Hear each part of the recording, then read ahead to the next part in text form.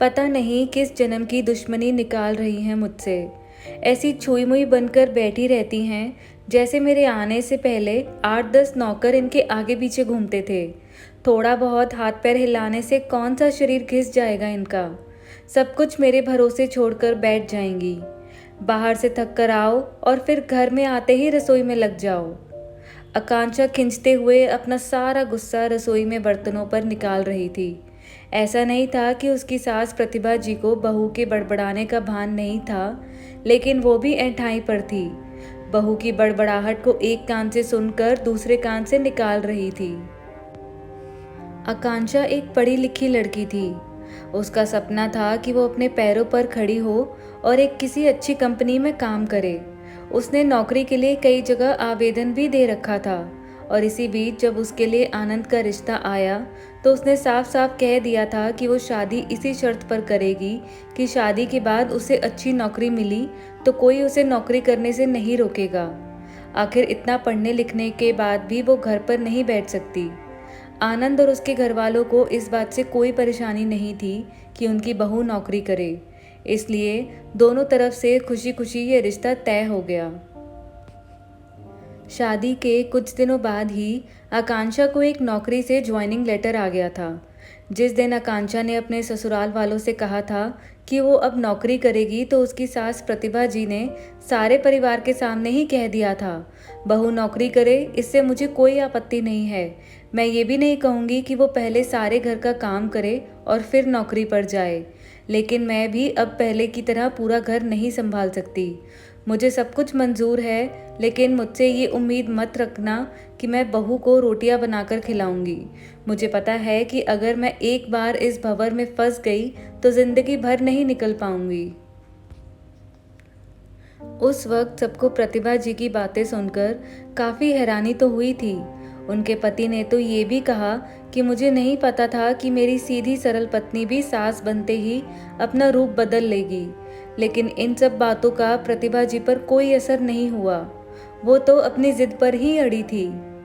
खैर, आकांक्षा को तो नौकरी करनी ही थी, क्योंकि घर के थोड़े से काम के लिए वो अपनी इतनी अच्छी नौकरी तो नहीं छोड़ सकती थी। वहीं उसके पति और ससुर जी ने भी नौकरी की इजाज़त दे दी थी, तो वो फिर कहाँ रुकने वाली थी। इस समस्या का ये हल निकाला गया कि घर के कामों के लिए एक कामवाली और खाना बनाने के लिए एक कुक रख ली गई। खाना बनाने वाली सुबह और शाम का खाना बनाकर चली जाती थी। आकांक्षा का काम था ऑफिस से आकर बस खाना परोसना। यूं ही दिन और महीने निकल रहे थे। आकांक्षा की शादी को 2 साल हो चुके थे। अब तो आकांक्षा और बाकी सब घर वालों को इस रूटीन की आदत सी हो गई थी, लेकिन मुश्किल तो तब होती थी जब कभी खाना बनाने वाली छुट्टी ले लेती थी। ऐसा ही कुछ इन 2 दिनों से हो रहा था, जिस कारण से आकांक्षा काफ़ी गुस्से में थी। ऑफिस से आकर खाना बनाना उसे बहुत बड़ा बोझ लगता था। वैसे तो प्रतिभा जी इन दिनों में सब्जियां काट कर रख देती थी, लेकिन बहू के ऑफिस से आने के बाद वो रसोई में झांकती भी नहीं थी। उस समय आकांक्षा को अपनी बैठी हुई सास बहुत चुभती थी। वो बड़बड़ाती रहती और खाना बनाती रहती।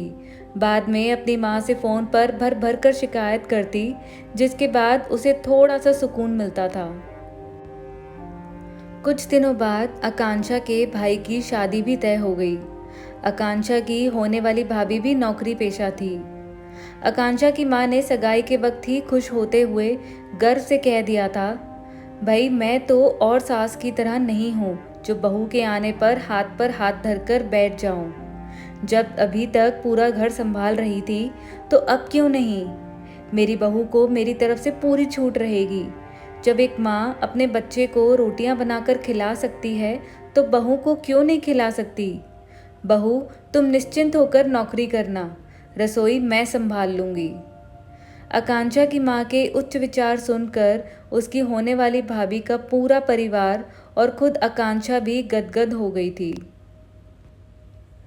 वाह माँ, आप कितने बड़े दिल की हैं।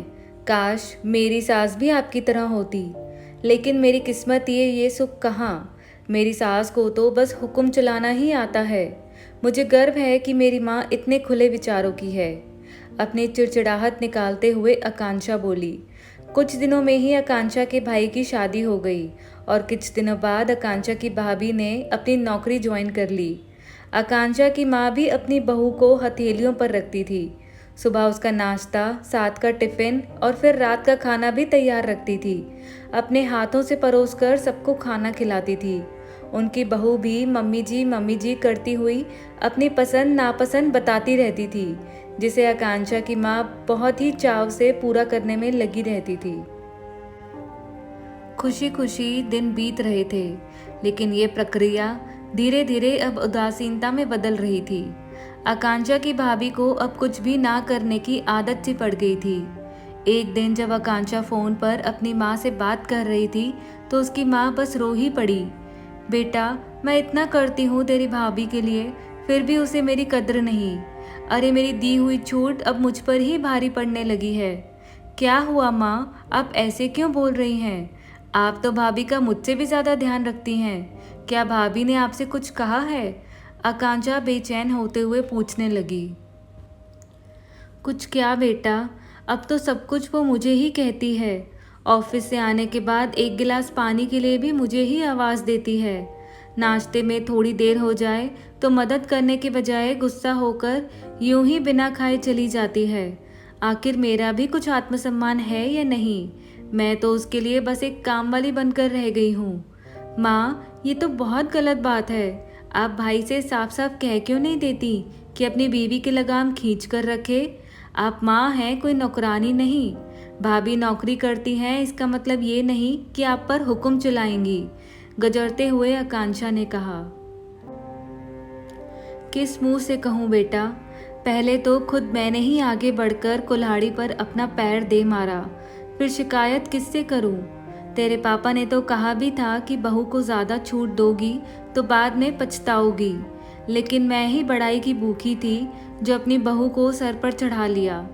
एक बात कहूँ बेटा, तू चाहे अपनी सास को कुछ भी कहे, लेकिन समधन जी का ये फैसला सही था कि वो बहू को रोटियां बनाकर नहीं खिलाएगी। एक बार वो सबकी नज़रों में बुरी अक्खड़ सास तो बन गई, लेकिन आगे के लिए कम से कम अपना आत्मसम्मान तो बचा लिया। अब ना तो तू उन्हें कोई दाना दे सकती है और ना ही कोई और रिश्तेदार। काश मैंने भी शुरू से ही घर गृहस्थी की पूरी जिम्मेदारी अपने सिर पर लेने से इनकार कर दिया होता, तो आज मेरा ये हाल ना होता। माँ की वो बातें सुनकर आकांक्षा निशब्द हो गई। भारी मन से उसने फ़ोन रख दिया। बाहर हॉल में आकर देखा तो सास ससुर आराम से बैठकर बातें कर रहे थे। बातें करते करते उसकी सास अपने नाखूनों पर नेल पेंट लगा रही थी, जिसे देखकर ससुर जी उन्हें चिढ़ा रहे थे। अब बुढ़ापे में ये फैशन करके किसे दिखाओगी? मेरी तो नज़र भी कमज़ोर हो गई है। किसी को नहीं दिखाना मुझे, मैं तो अपनी खुशी के लिए लगाती हूँ।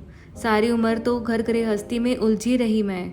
अब अवकाश का वक्त आया है तो अपने शौक तो पूरे कर लूँ। पता नहीं कब भगवान के घर से बुलावा आ जाए। आकांक्षा की सास मुस्कुराते हुए बोली।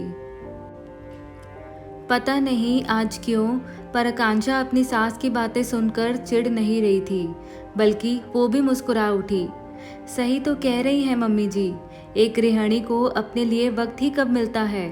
पहले अपने बच्चों को पाल पोस कर बड़ा करो, फिर कामकाजी बहू आ जाए तो उसे और उसके बच्चों को संभालो।